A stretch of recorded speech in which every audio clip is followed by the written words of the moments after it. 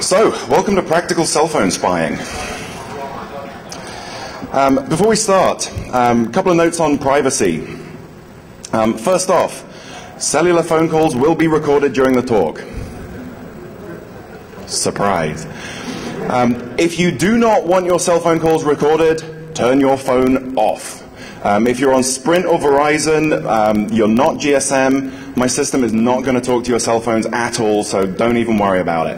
Having said that, I would encourage people to keep their phones on during the talk, especially if you've got a GSM handset, because the whole point of this is to show how your phone calls can be intercepted, and if you're not using your phone, then that kind of doesn't work.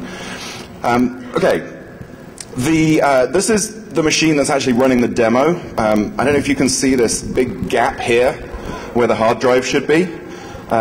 It's actually booted from this USB key, and at the end of the talk, I'm going to be cutting that USB key in half with a pair of with a Leatherman. So I'm recording all kinds of very, very sensitive information, all kinds of settings about your phone, logging phone calls, all this kind of stuff.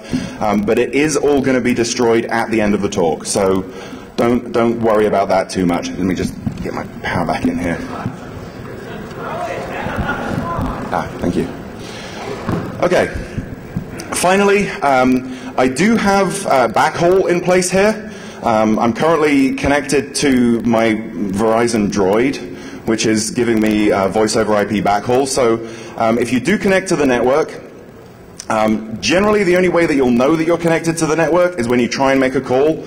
If you do make a call from the network, you'll get a recorded message saying you're being intercepted, yada, yada, yada. So effectively, keep your phones on during the talk, and every so often, just dial a number, see what happens. If you hear that recorded message, then you're attached to my system here. If you don't hear the message, you're fine. In either case, any time that anyone is connected to this network, a best effort is going to be made to connect calls, subject to the limitations of asterisk going over voice over IP, going over Verizon. And given that Verizon's the only cell phone network that, well, one of two, we may have unpredictable results, but we'll see. Okay, so the whole idea of the talk is, I'm talking about IMSI catchers, but in order to know what an IMSI catcher is, you need to know what an IMSI is. An IMSI is an International Mobile Subscriber Identity. You can think of it kind of like a GSM username. It's one of two parts of two things that live in your SIM card that authenticate you. Your IMSI is like your username. KI is the secret key that authenticates you into the network. So the IMSI lives on the SIM card, obviously. It's somewhat protected. When you connect to a network, one of the first things that network does is it'll say, stop using your IMSI, use this temporary IMSI instead. And what I'm going to be showing you on the demo a little later is how many of these TIMSIs have been allocated as a way of seeing how many people are associated with the base station. So an IMSI it's kind of a secret. The ICC ID, the long string of numbers that's printed on your SIM card, it's fairly closely related. For most US networks, and a lot of networks around the world actually, you can derive the IMSI from the ICC ID and vice versa. So it's not really that secret. Other places do it slightly better, and the ICC ID is just a random number. Either way, the ICC ID doesn't really play too much of a part. I only mention it because you can derive the IMSI from it, in the United States at least. So what's an IMSI catcher? Basic idea is that it's a spoofed GSM tower. It's a fake base station. The idea is that when your phone is looking for a signal, it'll look for the strongest tower. It'll connect to the tower that offers it the best signal. And in this case, because I'm right in front of you with high gain antennas pointed directly at you, I'm going to be your strongest signal here. I'm only emitting about 25 milliwatts here, tiny, tiny, tiny amount of power. But because I'm so close and because I'm using these directional antennas, hopefully I'll be your strongest signal, and you should camp over to my network and have some fun.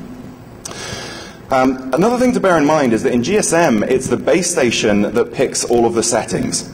So when you connect to my tower, it's my tower that gets to instruct whether or not to use encryption, whether or not to use frequency hopping, all of this kind of stuff. If I decide not to enable encryption, then I just disable it, and your phone just goes, oh, you've disabled encryption? That's fine, I'll talk plain text. Seriously, it's that simple. There's all kinds of stuff that the base station can instruct the handset to do. Please take my word on it that I'm not doing anything malicious here. This test is for functionality only. There should be no permanent changes made to your phones whatsoever if you do connect to the network. But if I wanted to, there's all kinds of stuff I could do. I could update your SIM card. All kinds of fun to be had. So essentially, if you've got the ability to deliver a reasonably strong radio signal, and your base station will negotiate A50, which is plain text, you're pwned. There's nothing you can do about it. And there's a good chance that you won't even know about it. If I'm the tower, then not only am I your network, but I also control your handset as well to a pretty significant degree. The actual idea of an IMSI catcher has been around almost as long as GSM has. It was originally patented by Roden Schwartz in Europe in 1993. I've never seen reference to any US patents for it, but either way, patents in Europe are just as public as they are here, so all of the details of this is all public. The main important point about this is that if you were to go to Roden Schwartz and say, I want to buy an IMSI catcher, they'll charge you a couple of $1 million. The equipment that I have laid out on the table here, by far the most expensive part is the laptop. Second up is the USRP at about $1,500. And then, well, I think the next most expensive thing is this $20 instant messaging device. So the whole point is that using these techniques, you can intercept phone calls for 1,000 times less money than the commercial systems that do exactly the same thing. So, quick note about the crypto involved in IMSI catchers. If I'm the attacker and I create the base station, you have a cell phone that connects to my base station, I just say disable crypto. I don't need to break crypto, I don't need any rainbow tables, I don't need any solid-state hard drives for fast lookups, nothing. I just say, turn off encryption. It's that simple. In reality, the GSM specification does actually say that when your handset connects to a network that does not use encryption, it has to put up a warning message. But then, if you read further in the spec, there's another place where it says, if you want to disable this warning message, set this little configuration bit in the SIM card. So every SIM card that I have ever seen in my entire life, and I've seen a few from various networks around the world, every single one of them has that bit set. Every single operator that I've ever seen disables that warning message. So no phone, I've never seen a warning message on a cell phone that actually says you're connected to an unciphered network, even though the GSM specification requires it. So this is a deliberate choice on the part of the operators. The idea of it is that if you go to a country like India, in India they don't support cell phone encryption. It's actually illegal. So obviously you want to be able to roam in India, you want to be able to make cell phone calls, so your phone has to support A50. And if you're getting a warning every time that you connect to a new tower in India, you're going to be wondering what the hell's going on and hassling AT&T or whoever. So it's one of those areas where functionality and security are directly at odds. So note on spectrum usage. One of the issues that was raised with this talk in the press is that operating a transmitter on a US cellular frequency is a very big FCC no-no. You get in a lot of trouble for doing that. Fortunately, we don't actually need to. The reason for this is there's 4 bands used for GSM around the world: 850, 900, 1800, 1900. 850 and 1900 are the two that are used in the USA. 900 and 1800 are used in Europe. If you actually look at the size of those bands and the frequencies that they cover, there is an overlap between European GSM 900 and the United States ISM band at 902 to 928 megahertz.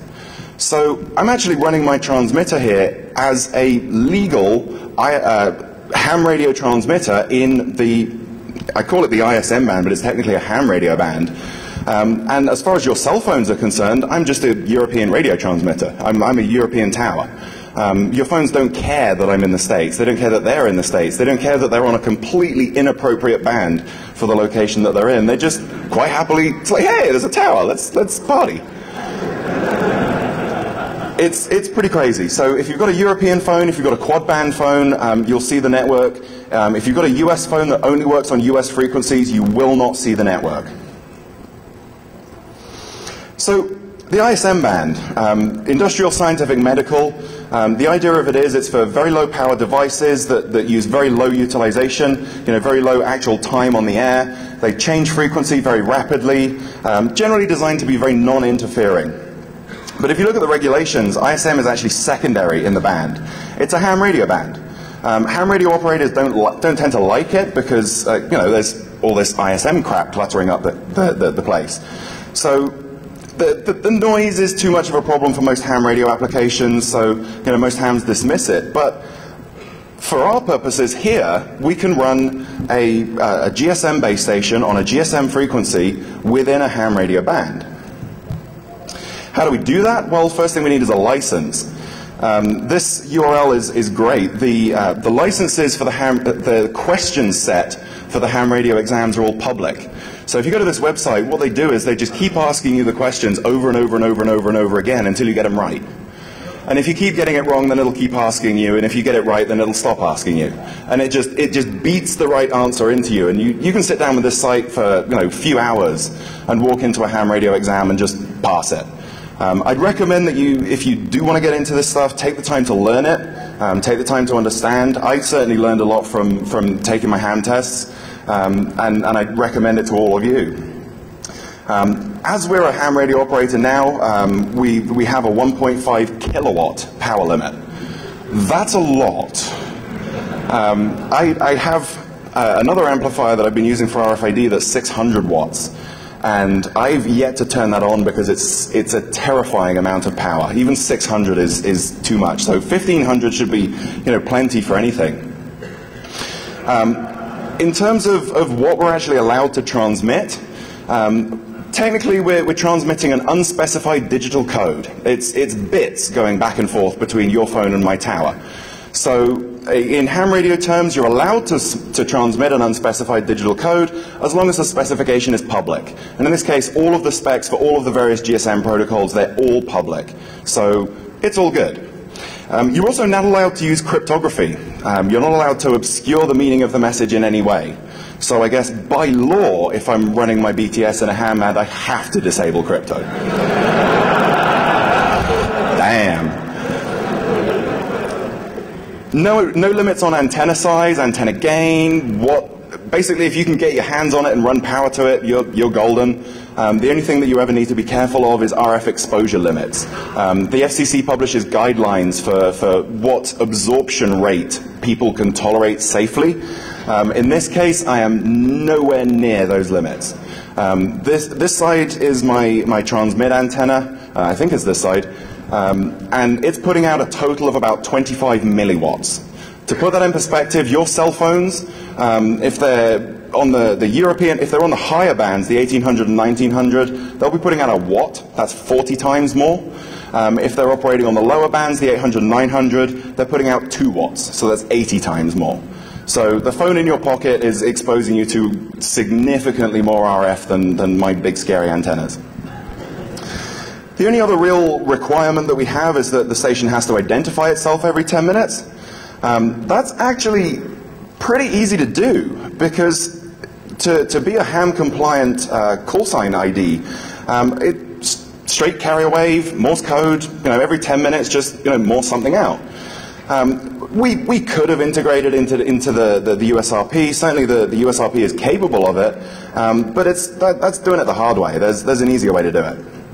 That being, you take a second transmitter, you tune it to the same frequency, you make sure that the power level of that second transmitter is slightly higher, so that whenever that transmitter is on, it's effectively DOSing the GSM signal with a ham radio call sign.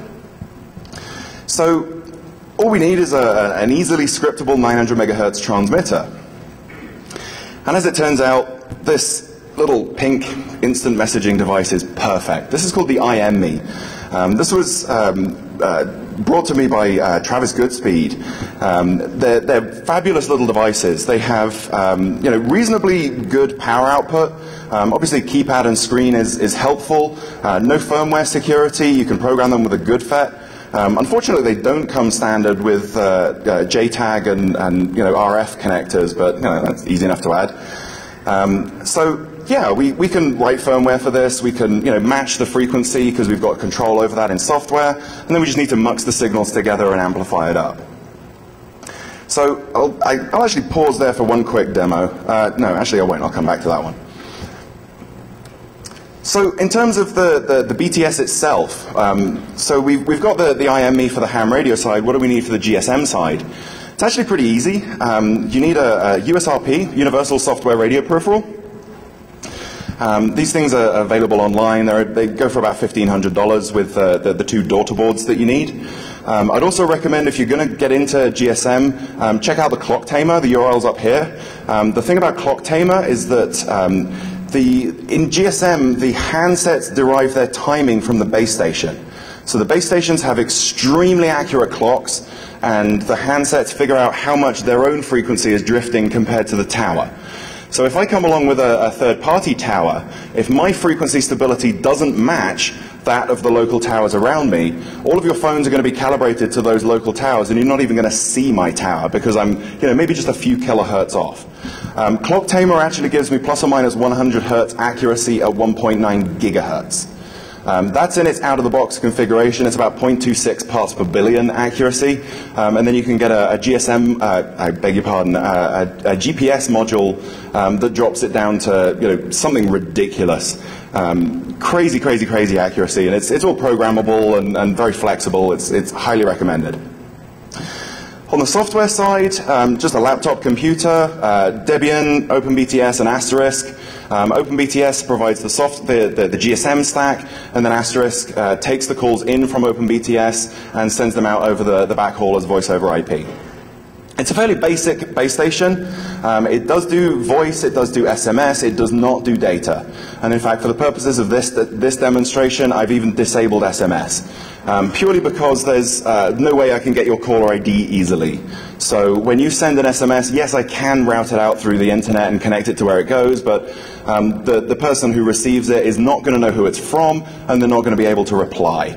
So I figured it was just easier to disable it, but the system does support it.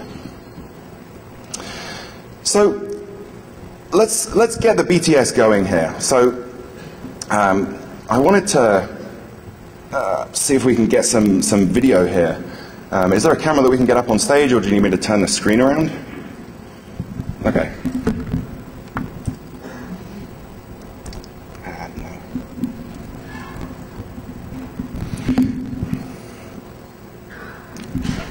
No.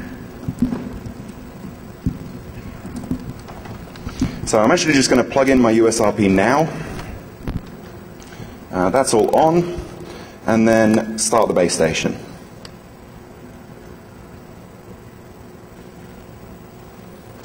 Or try to, if it would actually start. Let's try this again. And there we go. So OpenBTS is up. I don't know how much detail you're going to be able to see on the screen here with the camera zooming in. One thing I do want to show you is the TIMSIS command.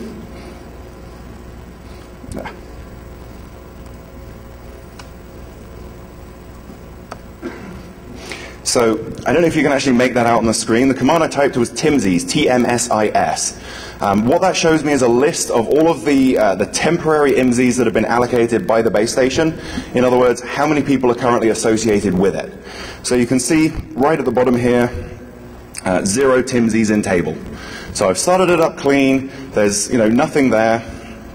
Nobody's connected. A couple of other things I'm going to show you as well. I'm just going to turn this around so I can type.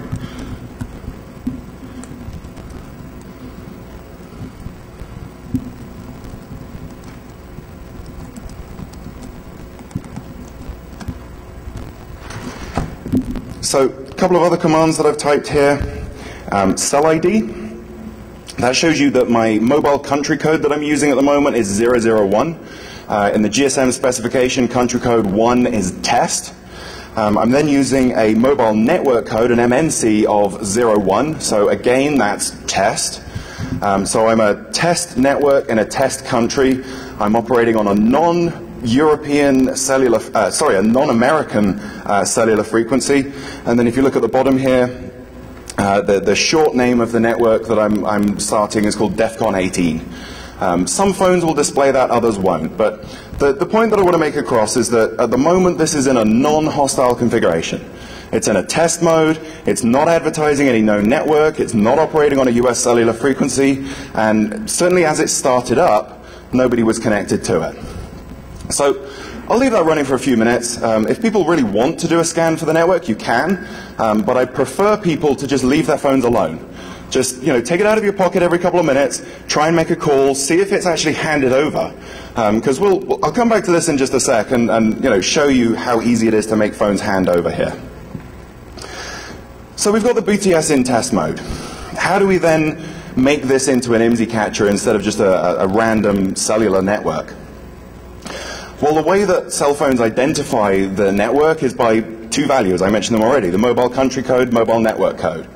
Mobile country code, 310 for USA. There's a full list on Wikipedia for every country around the world. 3-digit number, not really that hard to spoof. Mobile network code, again, two-digit number, maybe a 3-digit number that you can look up on Wikipedia. Not really much security there. It's pretty trivial to change it. You can, I'll show you in a sec how to do it on OpenBTS. It's not hard. It's really not hard. And then once I've set the MNC and the MCC, I can change the network name as well, so that when it displays on your phone, instead of seeing DEFCON 18, you'll see whatever network it is that I want you to see.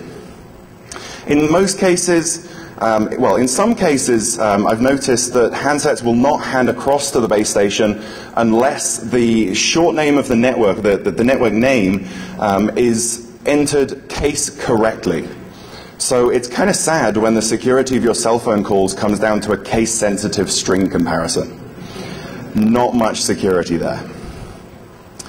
So that's really all that's involved in spoofing a network. So let's come over here and actually do it. Before I do, I'm just going to type TIMSIs again.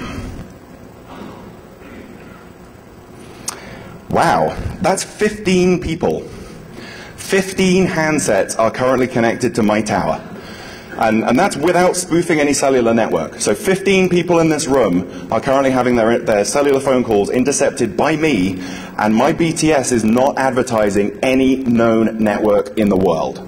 It's in a test mode, it's on a non-frequency, and you're still connecting.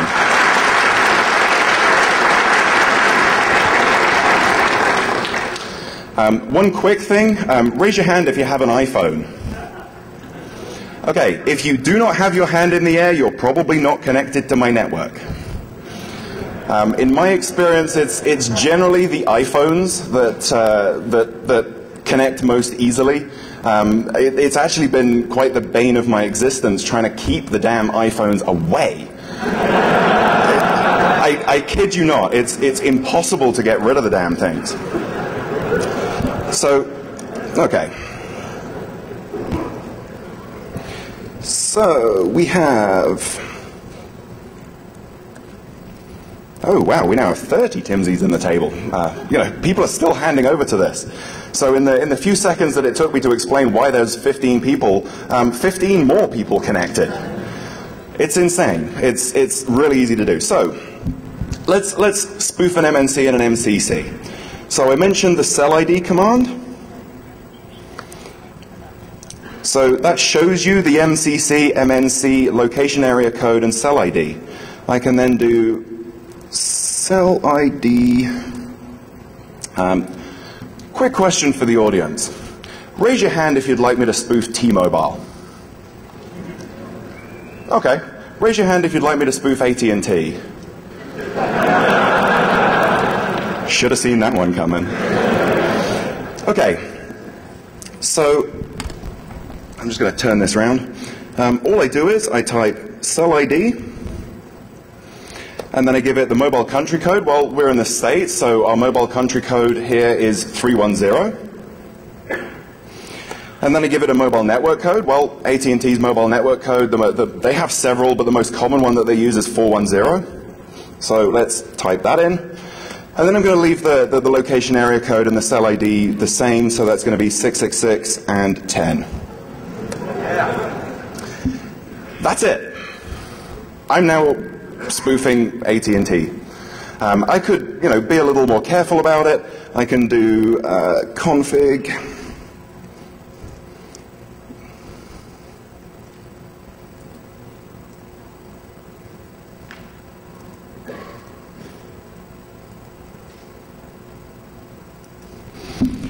So here, the cell ID command here, 310-410-666-10, that sets my mobile country code and my mobile network code.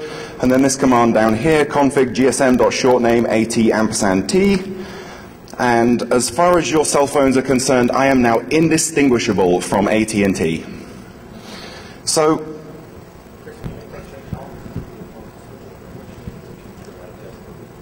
the question was, how long does it take to hand over? That's kind of the point of the talk, in all honesty. From this point, so at this point, we have an IMSI catcher. I can sit here and over the next 20 minutes, half an hour, every AT&T cell phone in the room will gradually hand over to my network, gradually start giving me audio traffic. So from this point on, the only question becomes, how can we make phones hand over more rapidly? In practice, it might sit here for an hour before any significant number of phones connect. So we want some techniques to speed it up. So at this point, we do have a simple IMSI catcher. We're spoofing a cellular network. Clearly, handsets in the audience are handing across to me. Has anyone actually tried to make a call and hear the recorded warning message yet?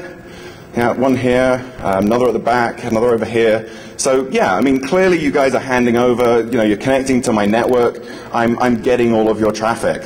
So how do we filter this down? Well, firstly, I now know your IMSIs. So I can filter based on IMSI. If I know the IMSI of the specific person that I want to target, I can exclude everyone but that IMSI. Likewise, I can do the same with the IMEI, which is the equipment serial number, the equipment identifier. I can say, only allow Nokias to connect, or only allow iPhones to connect. I'm not sure you can quite get it down to that level of granularity, but certainly you can say this particular IMEI is allowed to connect and nobody else is. So I could restrict it down to a limited set by various different parameters. As I mentioned, it takes time for people to migrate across. We can make it faster, and I'm going to talk about some techniques for that in a sec. One major limitation that this current system has, it only intercepts outbound calls. So when you're attached to my tower, as far as T-Mobile, AT&T is concerned, your phone is off. It has no signal, it's whatever, it's just not there, because you're not connected to one of their towers. So when a call comes in, it'll just go straight to your voicemail. We can get around this. I'll come back to that. But for the moment, we've got outbound calls getting recorded. So how do we speed up handover?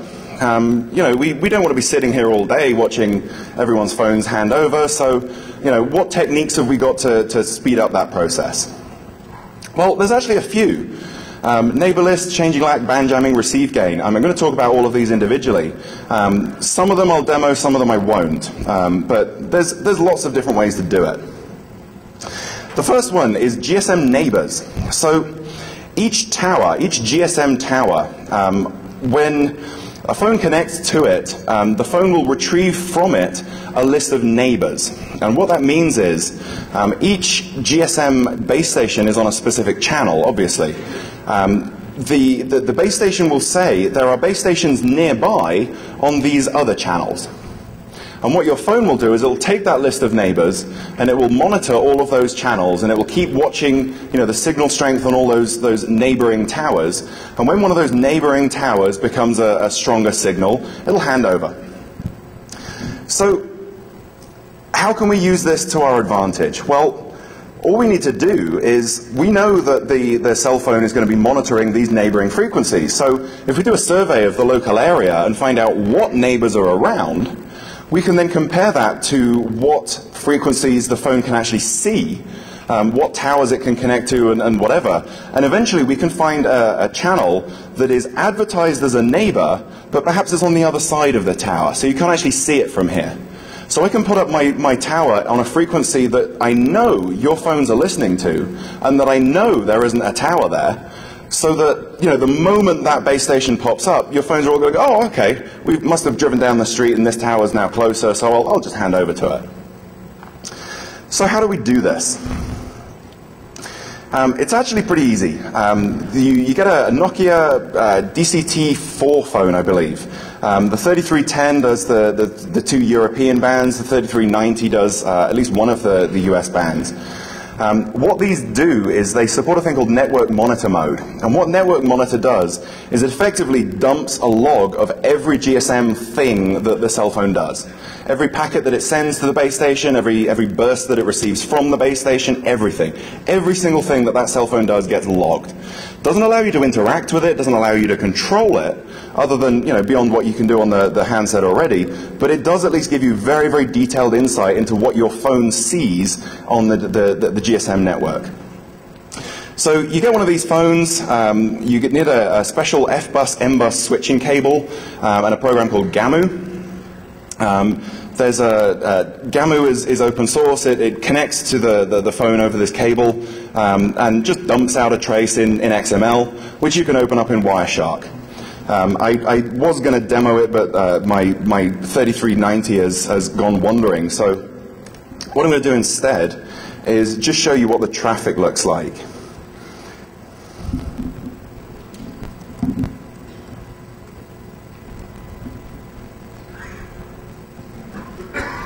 So this is a capture that I recorded last night. This was of a handset connecting to T-Mobile. And I actually caught it only partway through the boot sequence, so there's a bunch of traffic that was hanging off the top here.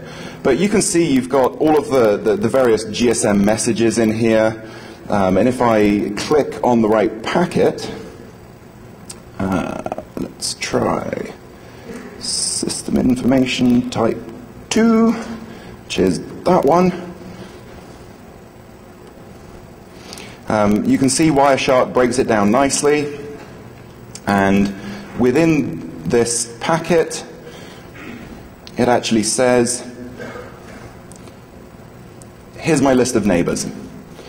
So literally, you just take this phone, you turn it on, you connect the cable, you run GAMU, and then you look at the Wireshark trace and you've got a list of channels.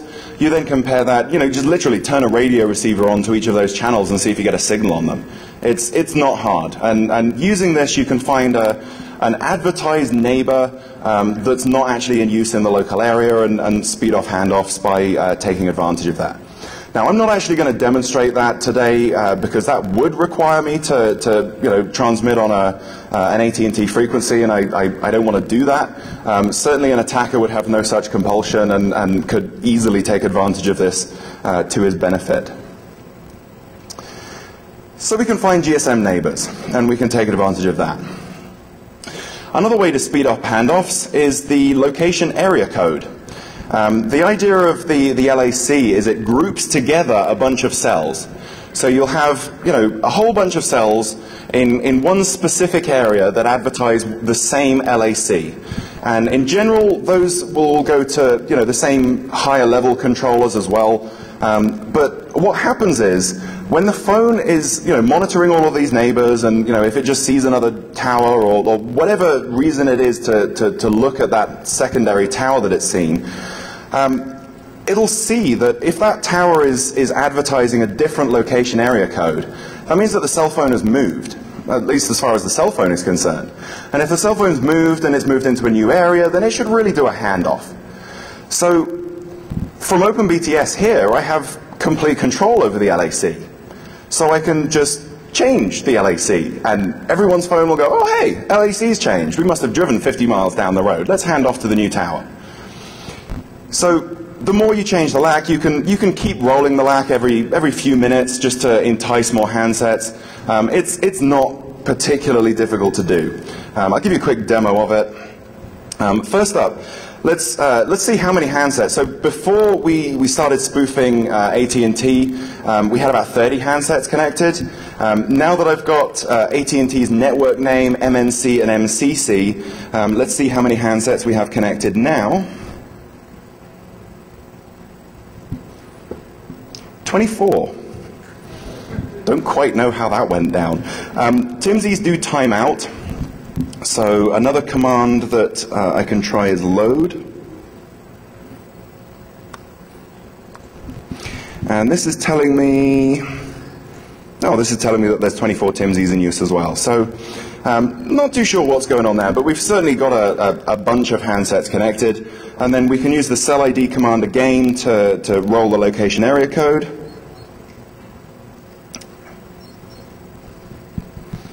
I'm just going to turn this around a second so I can actually see.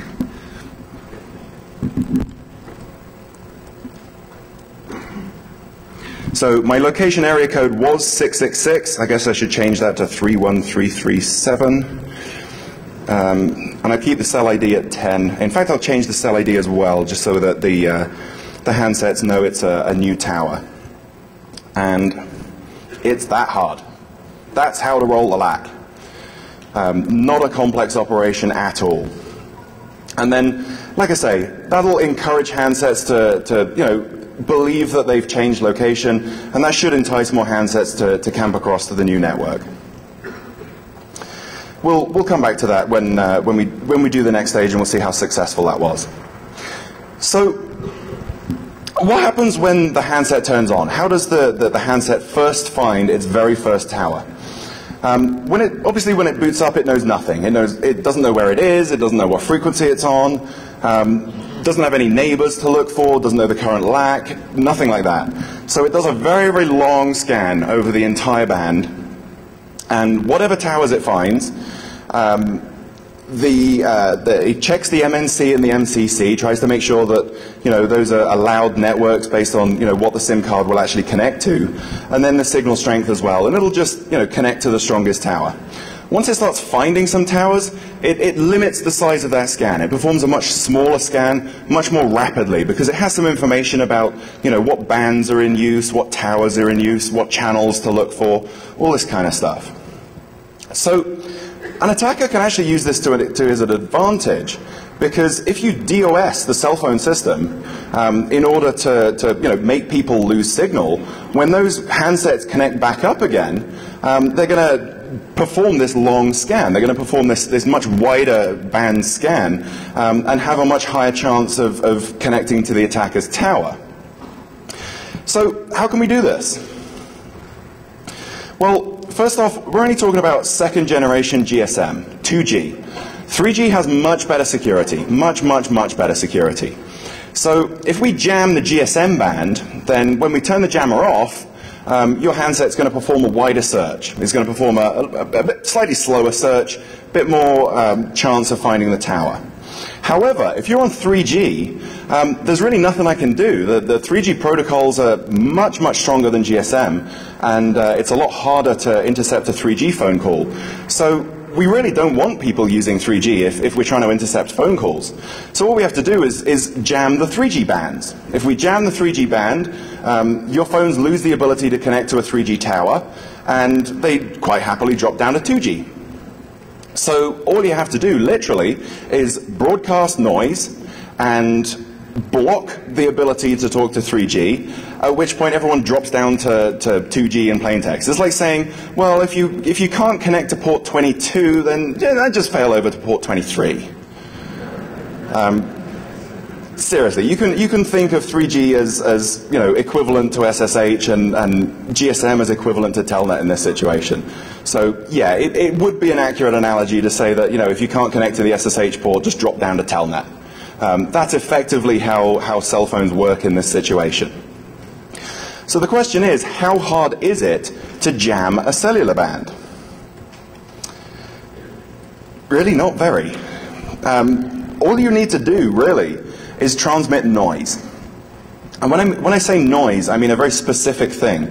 I don't just mean randomness. I mean completely flat spectral noise, such that there is equal amounts of power in each octave, and it's a nice flat spectrum, and it makes sure to cover the entire band, cover every channel. Effectively, what we're doing is instead of removing the tower completely, we're just removing the ability to see the tower. We're masking that with noise. Noise generators really aren't very expensive. I have one over here. Little thing. If I can do this without squishing my ninja badge. Second? No, it's all good. So this is a noise generator. This was $450 on eBay, and if I connect this to a power amplifier, and I have a power amplifier upstairs, and then connect the power amplifier into an antenna, and I have antennas clearly, if I turn that on, that's rather a large disruption to cell phone service. I mean, the noise generator itself was, as it says, $450 on eBay. The power amp was $400 on eBay. Not on eBay, on the internet at least. That's 100 watts. 100 watts of wideband noise is a huge, huge, huge disruption. This is what it looks like. This particular noise generator has two modes. It has one for the 900 megahertz bands and one for the 1900 megahertz bands. So what you're looking at here is the trace from a spectrum analyzer. The lowest frequency on the left is about 500 megahertz, and the highest frequency on the right is 2.5 gigahertz. And then as the line goes up, there's obviously more power at whatever frequency that corresponds to. So you can see on the left, we've got a really big, fat block around 900 megahertz. That is effectively this thing transmitting on every possible frequency in every possible channel between about 850 and 950 megahertz. Turn that thing on and yeah, 850 and 950 just stops working. Likewise, in 1900 mode, you can see again the major peak is a little further over. It's pretty clear that this does what we need it to do. So, what happens when you jam a cellular band? What happens when, I turn this thing on and broadcast 100 watts of noise? Of course I haven't done it. I'm not stupid. If you were to do this, if I was to plug this thing into my 100-watt power amplifier and I was to connect it to an antenna and turn the whole thing on, it would probably knock out GSM, CDMA, 3G, Verizon, pretty much every cell phone service there is for most of Las Vegas. If not further.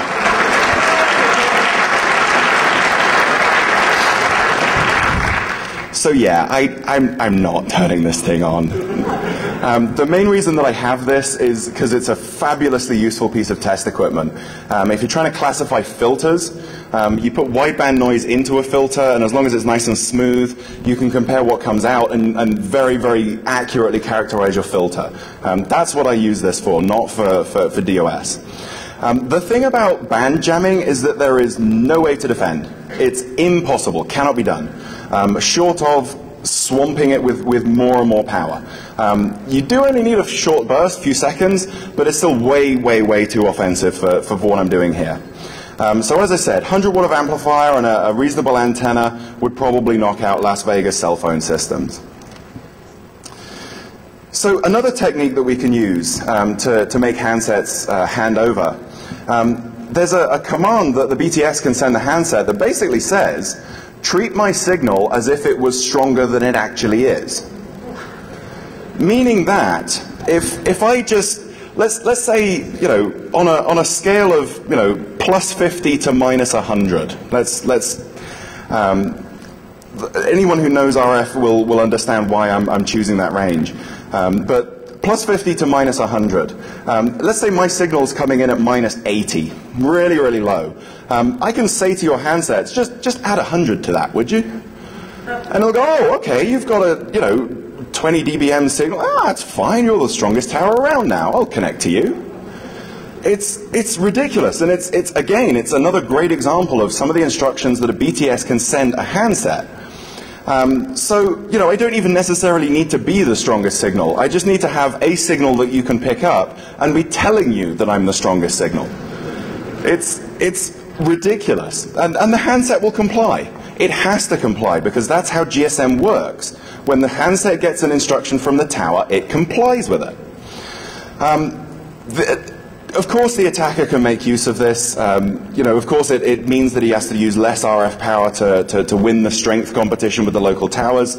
OpenBTS doesn't actually support it yet. So I won't demonstrate it here. This is actually the essence of the Roden Schwartz patents on IMSI catchers. There was a case in the UK where someone was selling IMSI catchers. Roden Schwartz sued, and it effectively came down to this one technique. Spoofing MNCs, MCCs, network names, it's all trivial, but this one technique is the one that's patented. So I mentioned earlier that we don't see inbound calls. We only see outbound calls. Effectively, the IMSI catcher is a completely isolated cellular network. As far as your carrier is concerned, your phone is off, it has no signal, it's not there. So of course they're going to send calls inbound to your voicemail. Where else are they going to send it? Your phone's off. So the attacker doesn't see the inbound calls. So the way that we get around this is, obviously if you're connected to my tower has to authenticate you, therefore it will ask for your IMSI, and your phone will quite happily supply it. So I know your IMSI. What I can then do is I can go to AT&T and say, hey, here's my IMSI. I'm spoofing this guy over here, but you don't need to know that. This is my IMSI. And I know that this guy's not on the network because he's on my network. Therefore, it's perfectly safe to do this without you seeing two phones. So I claim this IMSI. The problem with that is that we don't know the secret key in the SIM card. We don't know KI.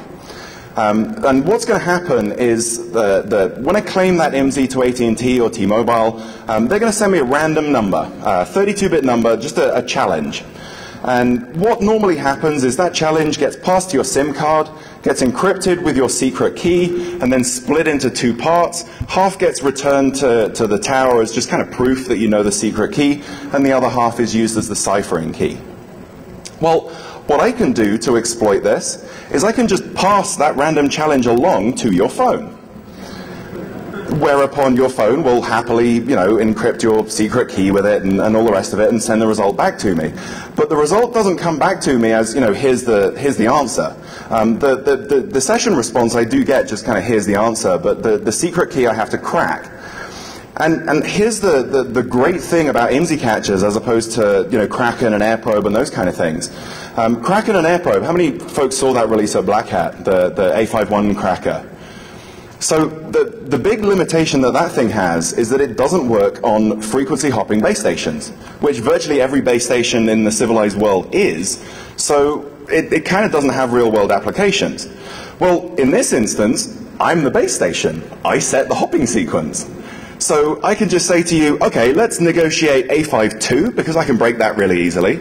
And then let's disable hopping so that, I don't have to worry about that. And then I can use these rainbow tables to crack your secret key. Whereupon I recover the session key. I now know the session key and the session response, which was the authentication response, and I can just reuse it all to the carrier. And as far as the carrier is concerned, okay, it took a few seconds for me to, establish a challenge to your handset and then crack it and all the rest of it. But at the end of the day, I provided the right response to the carrier, so hey, I must be you. It's not implemented in this system yet, but it's definitely possible to do. It's the technique that commercial IMSI catchers use to catch inbound calls. Certainly, yes, I cannot do that in this system currently, but it is absolutely possible with IMSI catchers. So, just a little more on breaking that session key. It is the only time when you're using an IMSI catcher that any cryptography is needed at all. The majority of the time, I just configure my base station to just negotiate A50, just disable encryption. What do I care? If I negotiate A52, A52 is very, very easy to crack, much easier than A51. So, that gives me a very quick way into your handset. Alternatively, you may reject A52, regard A51. Well, clearly A51 is still, crackable, and we can still do that. But in either case, any calls that originate from your phone come to me as plain text. So, what's the solution to all of this? How do we fix this?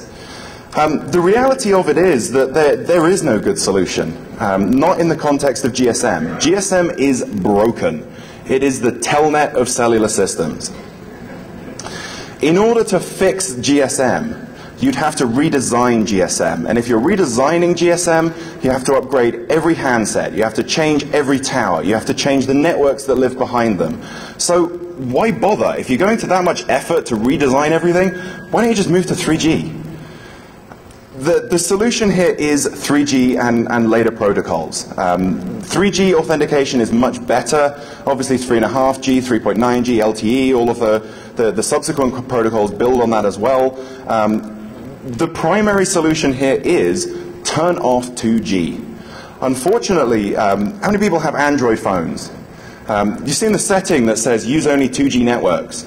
Yeah, supposedly saves battery. How many people have ever seen a setting in a phone that says use only 3G networks?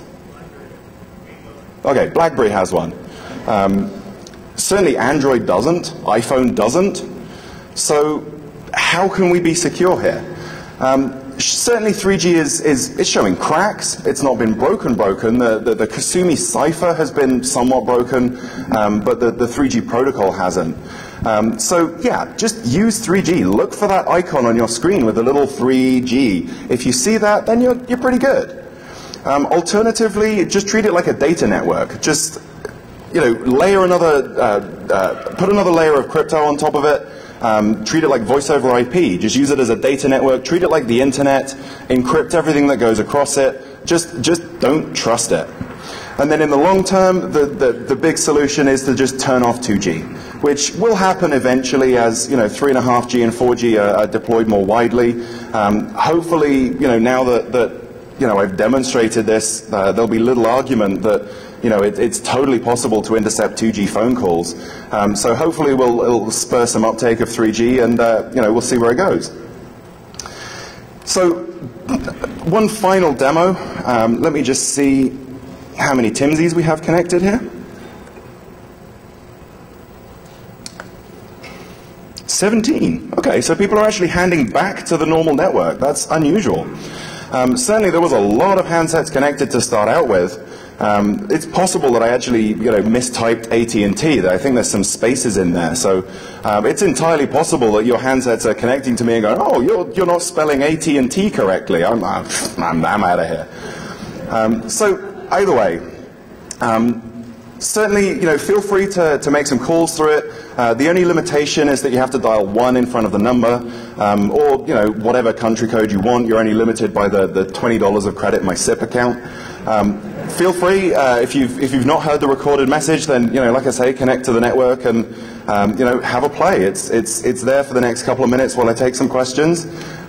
So yeah, have fun.